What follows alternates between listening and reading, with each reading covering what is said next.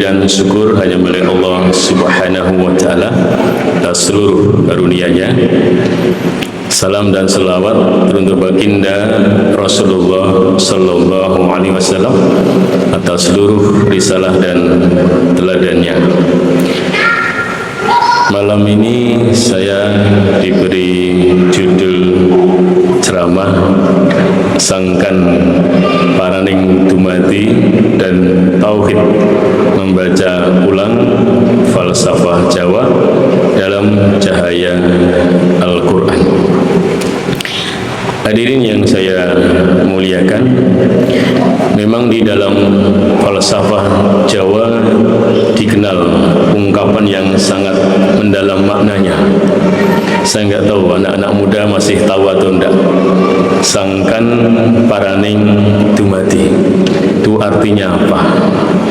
Artinya dari mana manusia berasal dan kemana manusia akan kembali. Jika kita renungkan, falsafah ini sebenarnya sangat dekat dengan ajaran tauhid ada di dalam Al-Quran. Satu, alam semesta mengingatkan manusia kepada penciptanya. Allah mengajak manusia untuk merenungkan alam semesta. Salah satunya Quran surat Al-Furqan ayat ke-61. Tabarakalladzi ja'ala fis samai burujan wa ja'ala fiha sirajan wa qamaran munira. Maha suci Allah yang menjadikan di langit gugusan bintang-bintang, dan Dia menjadikan badannya matahari sebagai pelita dan bulan sebagai cahaya. Ayat ini mengajarkan kita untuk merenung tentang asal kehidupan. Langit, matahari, bulan, bintang-bintang, semuanya menunjukkan adanya Sang Pencipta. Di dalam Islam, ini disebut tauhid rububiyah, yaitu meyakini bahwa Allah adalah pencipta dan pengatur alam semesta. Fir'aun dulu pernah ditantang oleh Nabi Musa untuk menerbitkan matahari dari barat karena Fir'aun mengaku sebagai Tuhan, dan disitulah Fir'aun tidak mampu melakukannya. Dua, sangkan itu artinya apa? Artinya dari mana manusia berasal. Dan Allah menjelaskan dengan sangat jelas asal manusia itu di dalam Al-Quran. Surat Al-Mu'minun ayat ke-12. Walaqad khalaqnal insana min sulalatin min tin. Dan sungguh kami Allah telah menciptakan manusia dari sari pati tanah. Ini mengingatkan bahwa kita harus memiliki kerendahan hati, tidak boleh sombong, karena sehebat-hebatnya kita manusia hanya terbuat dari sari pati tanah, yang di dalam bahasa ilmiah dikenalnya dengan ovum. Sebelumnya berarti sel telur dan sperma. Coba mana lagu itu kalau bentuknya sperma masih dalam bentuk cairan putih agak buket, itu dibawa ke pasar, siapa yang mau beli? Nggak ada. Itulah gambaran saking hinanya asal kita itu. Setelah jadi manusia kenapa sombong? Nggak pantas sombong. Maka orang Jawa bilang ojo dumeh. Artinya apa? Jangan mentang-mentang, jangan mentang-mentang kaya, jangan mentang-mentang punya jabatan, jangan mentang-mentang punya ilmu, karena semua kita itu asalnya hanyalah dari tanah. Tiga, paran. Itu artinya apa? Artinya adalah kemana manusia akan kembali. Allah berfirman, Inna inna ilaihi raji'un. Sungguhnya kami milik Allah dan hanya kepadanya kami akan kembali. Menunjukkan bahwa semua manusia asalnya dari Allah dan nanti akan kembalinya kepada Allah. Maka ketika ada surat pengumuman tentang wafatnya seseorang, itu ditulisnya telah kembali ke haribaan Tuhan atau telah kembali kepada Allah. Dalam bahasa Jawa, sampun pinarak suwan wonten ngasanipun Gusti Allah. Semua ungkapan, dan lihat, hampir semua pengumuman tentang meninggalnya seseorang, apapun agamanya, itu dituliskan telah kembali kepada Tuhannya. Itu mengisyaratkan bahwa ya kita semua ini asalnya dari Tuhan, dari Allah Subhanahu wa Ta'ala. Maka ada ulama Jawa dari Solo yang sebenarnya dia ulama tapi dinisbatkan sebagai seorang bujangga, namanya adalah Raden Ronggo Warsito. Punya falsafah yang luar biasa. Urip iku ming kaya mampir ngombe, maka ngombenya yang resik-resik, jangan semua diombe. Urip iku ming kaya ngombe, itu dalam bahasa Indonesianya hidup itu seperti mampir minum saja. Maka minumnya yang bagus-bagus, yang bersih-bersih, jangan yang kotor-kotor juga diminum. Itu maknanya. Maka hidup ini hanya singgah sebentar. Hari ini kita hidup, besok kita nggak tahu masih hidup atau tidak. Karena itu hidup harus digunakan untuk beribadah kepada Allah Subhanahu wa Ta'ala. Quran surat Az-Zariyat ayat 56. Wa ma khalaqtul jinna wal insa illa liya'budun.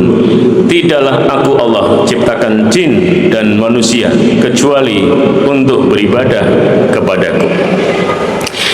Maka hadirin sekalian, di dalam simbol tauhid dalam budaya Jawa ada yang dikenal dengan baju surjan.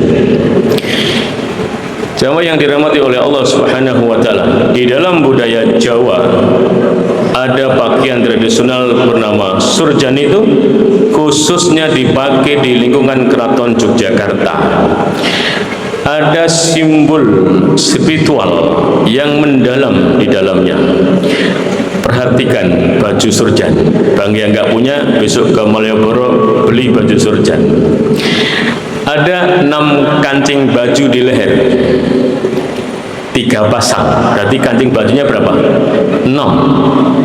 Itu simbol rukun iman.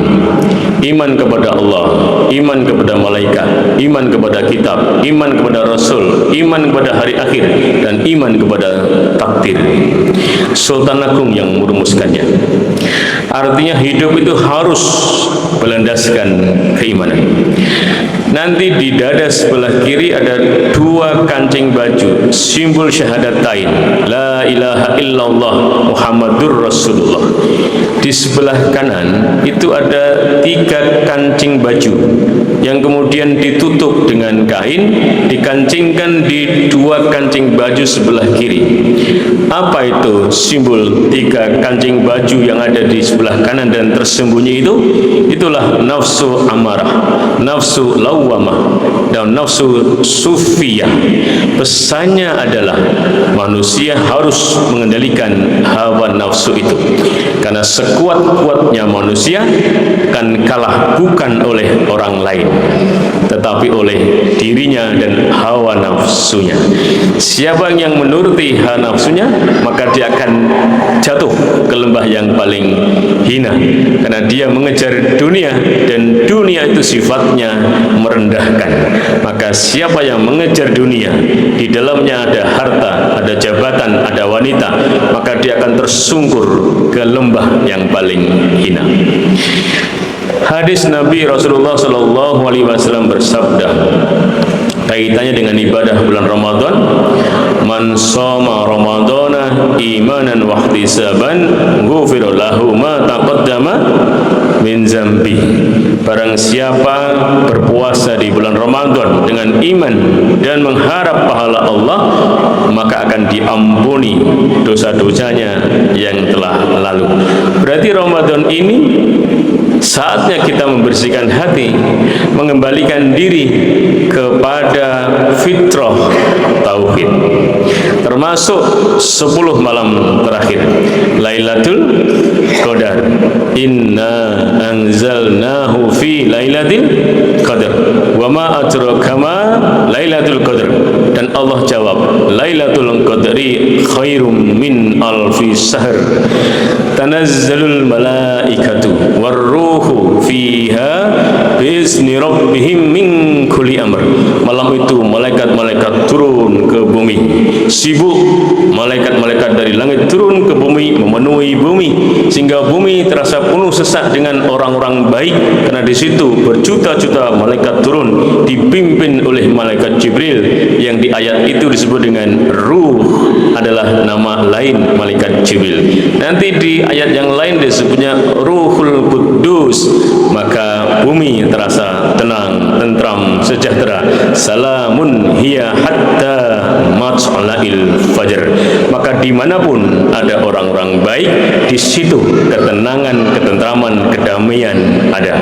Dan sebaliknya, ayat tadi diterjemahkan oleh ulama Jawa menjadi tembang sinom pitung gotro.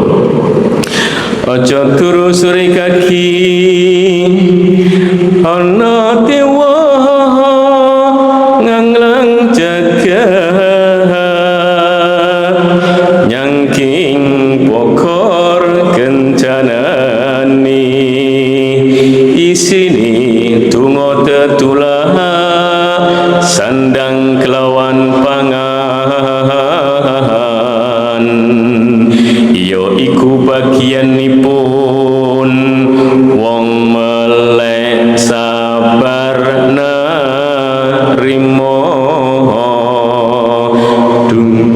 Anak-anak muda pasti nggak tahu ini ya. Tanazzalul malaikatu warruhu fiha biizni rabbihim min kulli amr. Ojo turu sore kaki, janganlah tidur di waktu sore. Ba'da maghrib makruh untuk tidur. Ba'da isya lanjut tarawih, baca Quran sebentar baru tidur. Boleh. Kalau mau menghidupkan malam 10 malam terakhir Ramadan, hebat, bagus. Ojo turu sore kaki, hidupkan malam-malam bulan Ramadan itu. Dan itulah dengan simbol wong melek.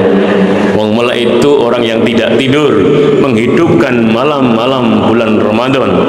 Kenapa? Malaikat turun dari langit, turun ke dunia, memenuhi dunia, membagi rezeki, menetapkan takdir setahun ke depan. Itulah bahasa ono dewa nganglang jagat nyangking bokor kencanane isine donga tetulak sandang kelawan pangan. Ada malaikat yang turun ke bumi membagi rezeki, simbolnya sandang kelawan pangan, dan menetapkan takdir hambanya setahun ke depan. Luar biasa.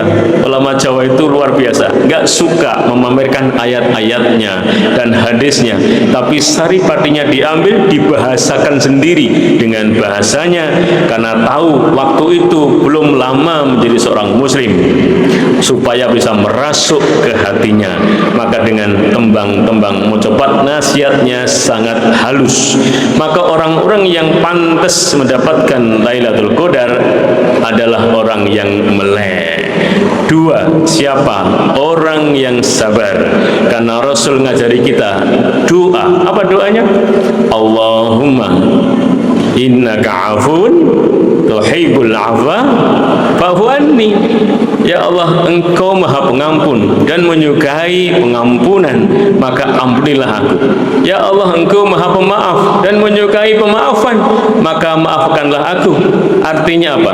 Ketika kita doa seperti itu, berarti kita ingin menjadi seorang yang pemaaf.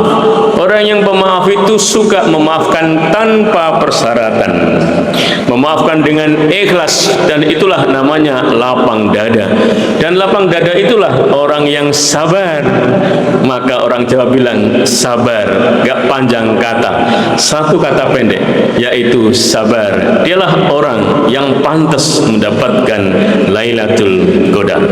Nabi masih meneruskan, 3 kan tadi, baru 2. Apa 3? Sungguh-sungguh menerima keadaan, menerima rezeki dengan merasa cukup atas seluruh nikmat Allah Subhanahu wa ta'ala. Maka di akhir bulan Ramadan, Nabi itu bersungguh-sungguh di dalam mencari Lailatul Qadar, sehingga Nabi sampai mengencangkan ikat pinggangnya, menghidupkan malamnya, dan mengajak seluruh anggota keluarganya, tidak sendirian. Kenapa? Karena Nabi ingin masuk surganya enggak sendirian, tapi mengajak anggota keluarganya.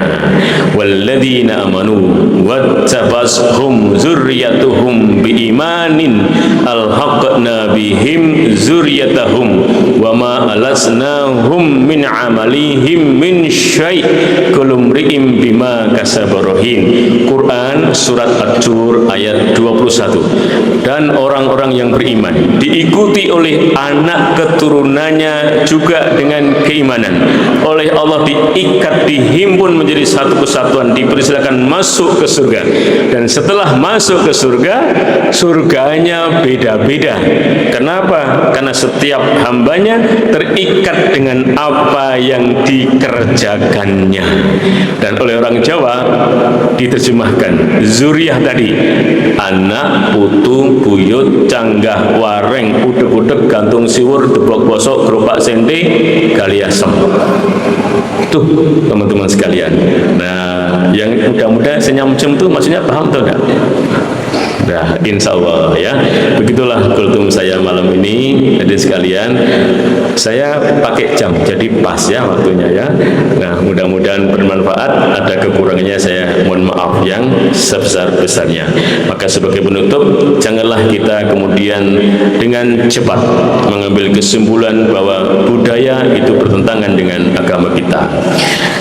Justru kita harus mampu memanfaatkan apa yang sudah ada di masyarakat itu, bagian dari media sarana kita untuk mendakwai mereka, supaya mereka tidak takut dengan Islam ini, merasa nyaman dengan agama kita, dan nanti akan semakin banyak yang mampu mengikuti langkah kita. Terima kasih. Ada kekurangannya saya mohon maaf yang sebesar-besarnya. Mudah-mudahan bermanfaat. Nasrul minallah wa fathun qarib wa basyiril mu'minin. Hasbunallah wa ni'mal wakil, ni'mal maula wa ni'man nasir. Wassalamualaikum warahmatullahi wabarakatuh.